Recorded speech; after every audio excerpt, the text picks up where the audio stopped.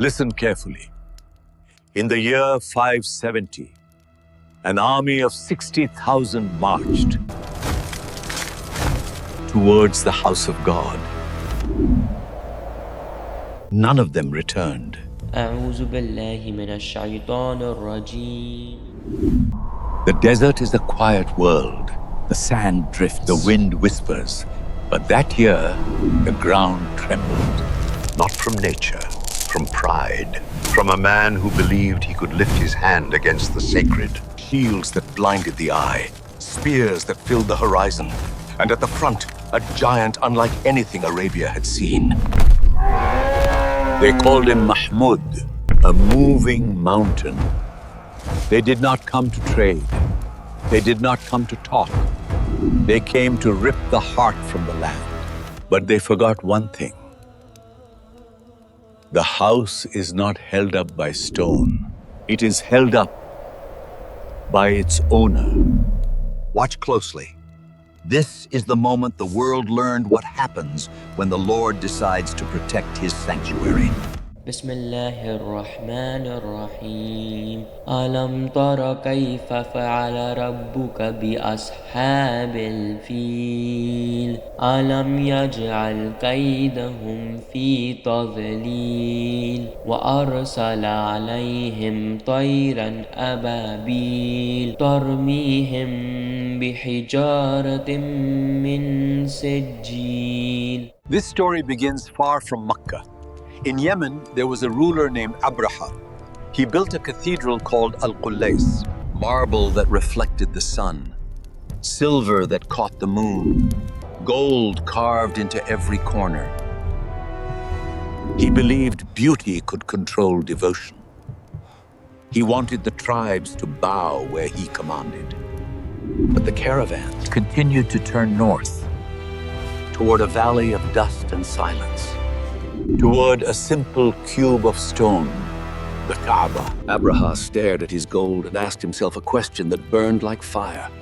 Why do their feet walk toward dust instead of my palace? I will tear that house apart, stone after stone, until they have nowhere else to turn. He did not understand.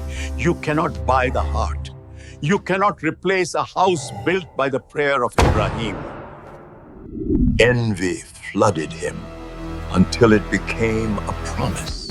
The vow changed the world. The army marched. Villages collapsed in fear. Roads emptied. When they reached Mecca, they plundered the city and seized 200 camels. The people fled to the mountains. But one man walked toward the danger. Abdul Muttalib, chief of Quraysh, a man the historians describe as noble, a man the Tafsir describes as a believer upon the path of Ibrahim. When he entered the camp, Abraha stood from his throne.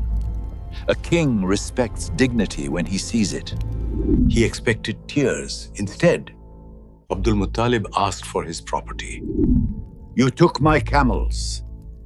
I want them returned. Abraha expected begging. Abraha laughed. The respect vanished. You speak of animals. When I came to burn your sanctuary, I am the master of my camels. The house has its own master, and he will protect it. The air grew heavy. Abdul Muttalib did not raise his voice. He simply spoke the hierarchy of the universe. He walked to the Kaaba. He held the ring of its door. He pressed his forehead to the wood.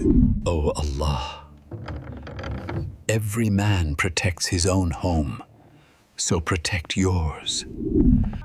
Sometimes, trust is louder than an army. Dawn arrived. Orders thundered. Move the elephant. Advance. But the giant refused. If they turned him toward Yemen, he walked. If they turned him toward the Kaaba, he knelt. pull! Get up, you stubborn animal! It's not moving! Pull harder! Even a beast knows when it stands at the edge of the forbidden. The soldiers beat him, they cut him, they shouted. Nothing moved him. Then the sky changed. Not clouds, birds, small, countless, Moving like a dark tide from the sea. A shadow that swallowed the sun. Ababil. In their claws were stones of baked clay. Sijjil. Stones marked with divine decree. What happened next did not follow the rules of the world. A stone would strike a helmet, pass through the bone, through the armor, through the flesh, and bury itself in the earth. The Quran does not soften the image. فَجَعَالَهُمْ كَعَسْفٍ مَعْكُلٍ. He made them like eaten straw. Scattered, hollow, worthless, the greatest army of its time fell to birds that could fit in a human hand. Do you understand? The one who controls the sky does not need soldiers to crush pride. Why such a miracle? Why such a moment? Because something else was happening in that same year, in that same city. A child was born, an orphan who would change the course of every nation. Prophet Muhammad sallallahu alayhi wa alihi wasallam. The tyrant was erased, so the light could rise. The idols were warned, the world was being prepared. 1,500 years have passed, but the pattern has not changed.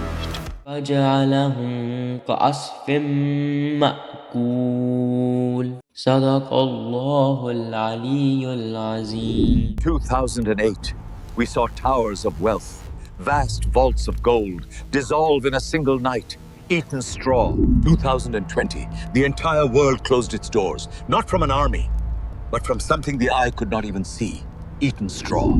Today, we face new Abrahas, powers that look indestructible, voices that tell you God is irrelevant, Systems that want you to bow. They have the money, they have the reach, they have the influence, and you feel small.